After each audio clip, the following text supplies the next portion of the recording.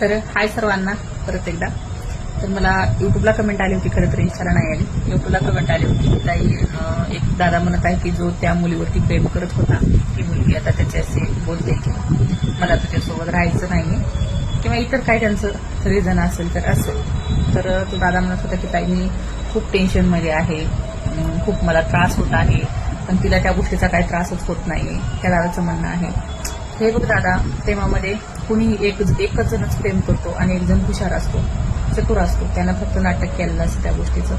तर ज्यानं नाटक केलेलं आहे त्याला अजिबात तकलीफ होणार नाही, आणि ज्यानं खरं प्रेम केलेलं आहे त्यालाच तकलीफ होईल त्या गोष्टीची. हे बघ, आपण रबर असतो तर आपण समजा ताणला, दोन्हीकडनं ताणला, तूही वडला तिनेही वडला, आणि जो सोडील त्याला त्रास नाही होणार, पण ज्यानं पकडलेला आहे त्याला खूप त्रास होईल. तर तूही सोडून दे गोष्ट.